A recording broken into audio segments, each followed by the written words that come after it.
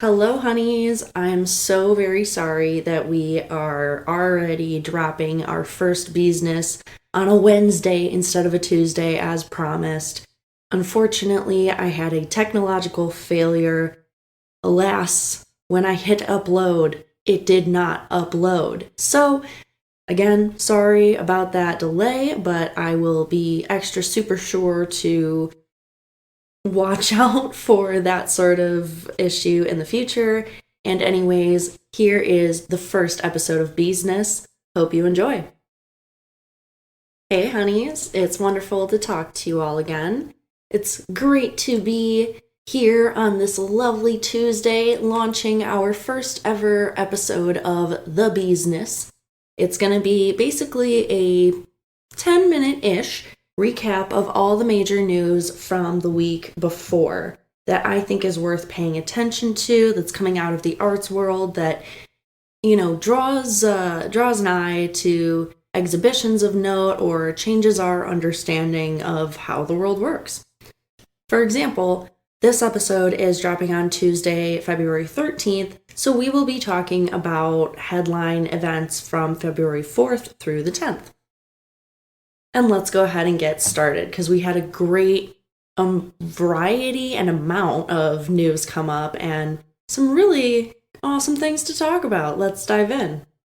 Probably our most exciting piece of news is that a stolen Van Gogh has been returned and is set to go on view next month. The work in question is called Parsonage Garden at Newnen in Spring. It was completed in 1884.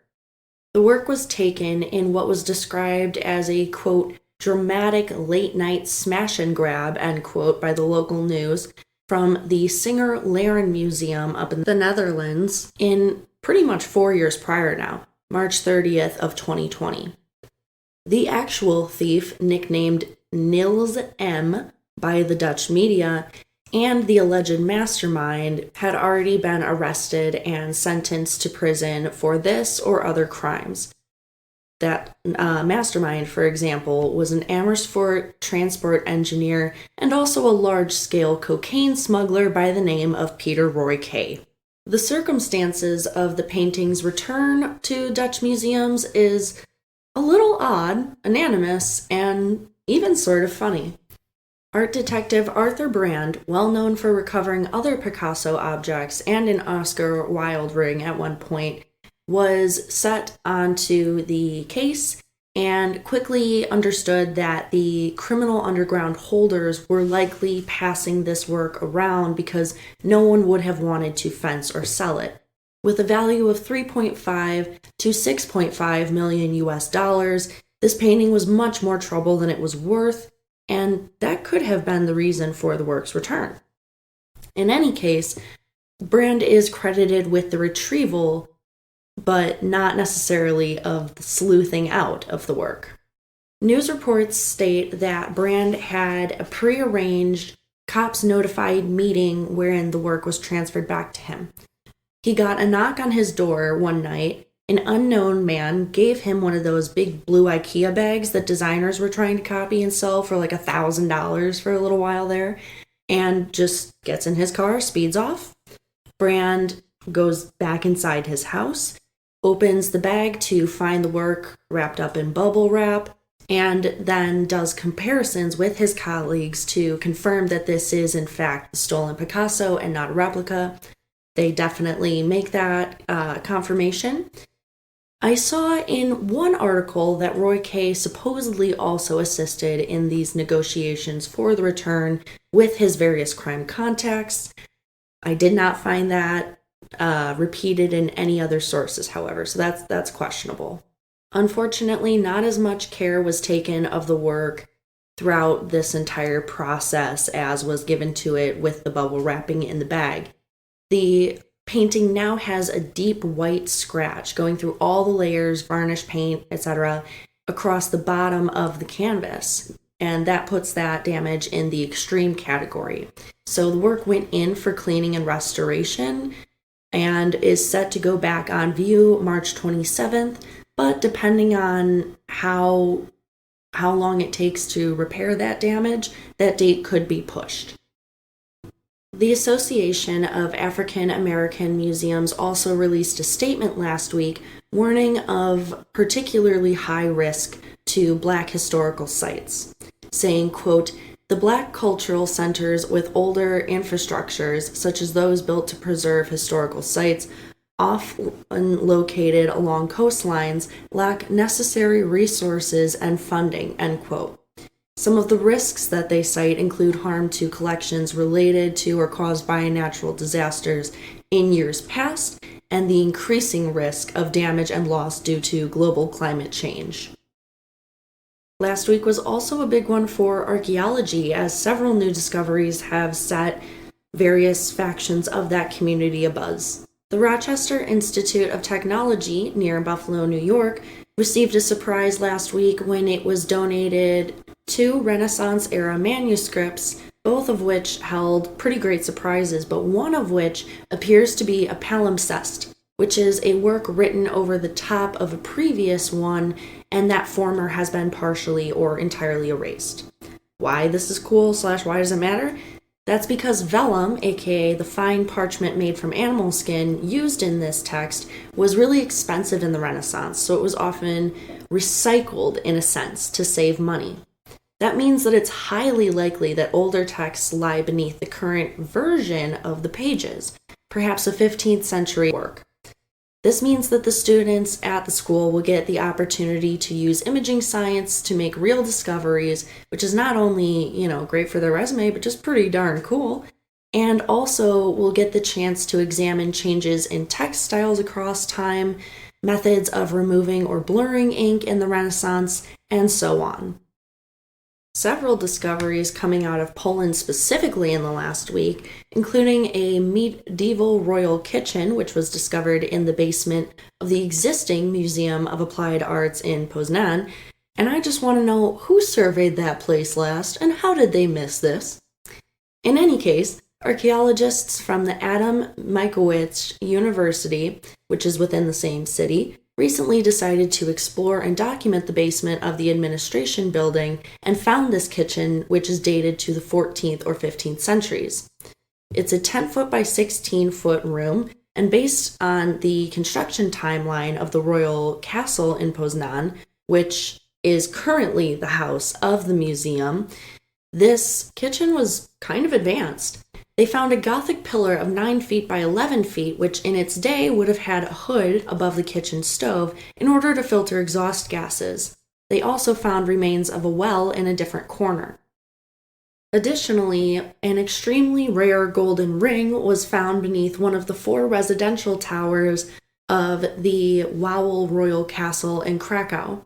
The site of this castle, within a larger medieval architectural complex, is one of the most socio-culturally and historically significant in Poland, if not the most.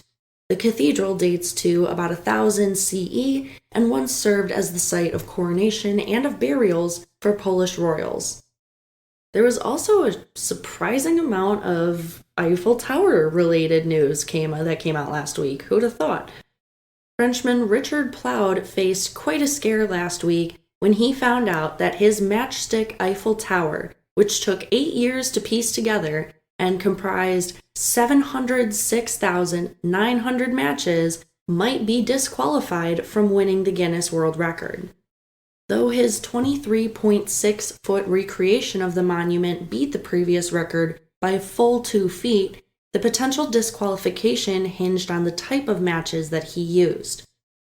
Guinness said that to qualify, one must use commercially available matchsticks, which cannot be, quote, cut, disassembled, or distorted beyond recognition, end quote. And as the NBC reports, quote, having grown tired of buying matches from the supermarket and manually removing the sulfur heads of each one, Ploud struck a deal with a manufacturer to sell 33-pound boxes of headless matches to him, end quote. But that may have been Ploud's downfall. Guinness at first denied him the record, but then saw the internet raging and thought on the situation a bit more, came back, said they changed their mind, and considered their previous decision too strict. So, Ploud is now the record holder. Last week, the Paris Olympic Organizing Committee also revealed their design for the medals. For the upcoming Games and Paralympics, all medals will be inlaid with a hexagonal chunk of the iconic Eiffel Tower's iron. The use of parts of an iconic architectural structure in the medals is a first in all of Olympic history. It was made possible by a partnership between the Eiffel Tower Operating Company and the Paris Olympic Organizing Committee, though they may have gotten their inspiration from the Beijing Games, as those medals were inlaid with jade discs. Of course, fans of the structure will probably want to know how and why this is possible. The tower is 330 meters, aka 1,083 feet tall, made up of over 18,000 iron parts. It was built in 1889 for the World's Fair as a temporary structure intended to last about 20 years. And because of that, it's made of expensive materials that are very hard to care for. It takes a lot of work to keep the tower up and running. Over the years, as girders and other bits have been swapped out for new ones during restoration, these pieces have been kept for safekeeping. And so each of the about 2/3 of an ounce pieces of iron cut into the winner's medals will be coming from these leftover pieces, you could say. Once the paint has been stripped, the iron's polished, and the iron is varnished, they will be inlaid and stamped with the game's year and logo. Also, little thing that I learned while researching for this episode, of course the Olympics and the Paralympics have different logos, but the one for the Paralympics is called the Agitos. That name is related to its 3 swooshes. The inlays are hexagonal because France apparently thinks that that's the shape that their country is.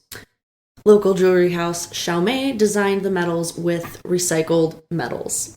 Notably, the Paris organizers did not publicly assign a monetary value to these medals, but they are manufacturing 5,084 of them, about 2,600 for the Olympics and about 2,400 for the Paralympics, in order to have extras for various museums, reassignment of medals based on cheating, and so on. All right, honeys, those were our headlines from last week, and I hope you learned a little something. Hope you found some interesting things to pay attention to going forward. Next week, I will be talking about this week's news, and I promise eventually that will make sense. But in the meantime, I will let you go just to keep this as short and sweet as I promised. Have a wonderful week, honeys.